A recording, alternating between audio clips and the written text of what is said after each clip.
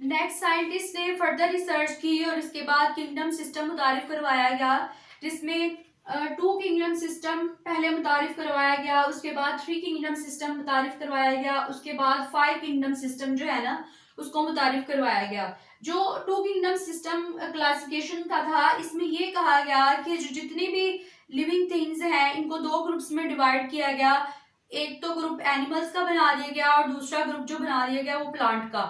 तो लेकिन फर्दर बाद में जब रिसर्च की गई तो ये कहा गया कि कुछ इस तरह के जानदार हैं जिनमें जानवरों वाली भी खसूसियत है और इसके अलावा प्लांट वाली भी खसूसियत है। तो इसके बाद ये जो ग्रुप था इसके बारे में मजीद तहकीक जो है वो स्टार्ट हो गई।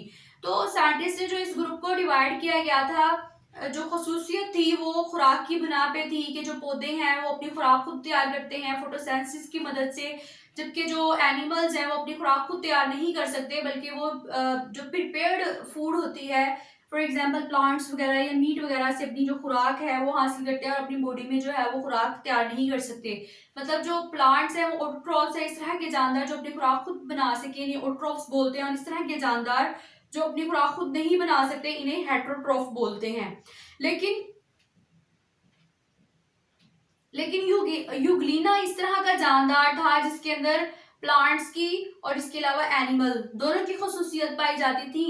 मतलब ये क्लोरोफिल इसके अंदर प्रेजेंट था, तो ये क्लोरोफिल की मदद से अपनी खुराक खुद भी तैयार कर लेता था और इसके अलावा दूसरे जानदारों से भी खुराक हासिल कर लेता था। तो इस वजह से ये डिसाइड किया गया कि यूग्लिना जो है ये दिखता तो प्लांट की तरह का है, क्लोरोफिल इसके अंदर मौजूद है, लेकिन इसमें एनिमल्स की भी खसूसियत है, तो फिर इसको सेपरेट ग्रुप में रखना चाहिए। क्योंकि अगर हम इसको प्लांट में रखेंगे तो इसमें एनिमल की खसूसियत है, अगर हम इसको एनिमल में रखेंगे तो इसमें प्लांट की खसूसियत है। इस वजह से ये कहा गया कि इनके लिए सेपरेट ग्रुप बनाना चाहिए।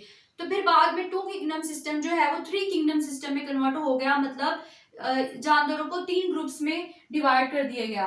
3 किंगडम सिस्टम जो है वो ई चौटान ने 1937 में मुतारिफ करवाया था। इसने 2 टर्म्स जो थी वो इंट्रोड्यूस करवाई। इसमें जो पहली टर्म थी वो है प्रोकैरियोटिक और इसके अलावा यूकैरियोटिक, मतलब प्रोकैरियोटिक और इसके अलावा यूकैरियोटिक। प्रो जहां पे भी वर्ड आ जाए ना इसका मतलब होता है बिफोर, और यू जहां पे भी वर्ड आ जाए इसका मतलब होता है ट्रू। और क्रियोटिक जो है ये न्यूक्लियस ग्रीक वर्ड है और ये न्यूक्लियस से निकला है। तो प्रोकैरियोटिक का मतलब ये है कि इस तरह के जानदार जो कि न्यूक्लियस की इन्वेंशन से पहले के हैं, मतलब उनमें कॉम्प्लिकेटेड न्यूक्लियस नहीं पाया जाता, जबकि यूकैरियोटिक इस तरह के जानदार हैं जिनमें ट्रू न्यूक्लियस पाया जाता है। तो प्रोकैरियोटिक्स में बैक्टीरिया आ जाते हैं, जो यूकैरियोटिक्स हैं इनमें एनिमल्स और इसके अलावा प्लांट्स आ जाते हैं, मतलब बैक्टीरिया का जो है वो सेपरेट ग्रुप बना दिया गया। इसके बाद 5 किंगडम सिस्टम जो है वो मुतारिफ करवाया। इसके बाद 5 किंगडम सिस्टम को मुतारिफ करवाया गया। तो जो 5 किंगडम सिस्टम है इसने रॉबर्ट विटिकर ने 1967 में जो जानदार है उसको यूनिसेलुलर जानदारों में और इसके अलावा मल्टी सेलुलर जानदारों में डिवाइड किया। यूनिसेलुलर इस तरह के जानदार हैं जो कि जस्ट सिंगल सेल से मिलके बने हैं, फॉर एग्जांपल अमीबा है, पैरामीशियम है, यूग्लिना है। तो ये जितने भी जानदार हैं इनमें जस्ट एक ही सेल होता है, जबकि डिफरेंट ऑर्गेनिजम्स जो हैं वो मल्टी सेलुलर भी होते हैं, जिनमें हम ह्यूमन भी शामिल हैं और हम million of trillion of cell से मिलके बने हैं।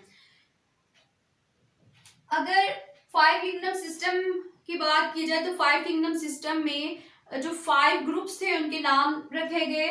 फॉर एग्जांपल जो पहला था वो किंगडम मुनेरा, और इसके बाद kingdom protista, kingdom Plantae, kingdom Animalia और इसके अलावा किंगडम फंजाई। तो ये 5 ग्रुप थे और इन 5 ग्रुप की अपनी अपनी खसूसियत है। और नेक्स्ट लेक्चर में हम पढ़ेंगे कि कौन सी ऐसी खसूसियात है जिसकी बुनियाद पर जो जानदार हैं उनको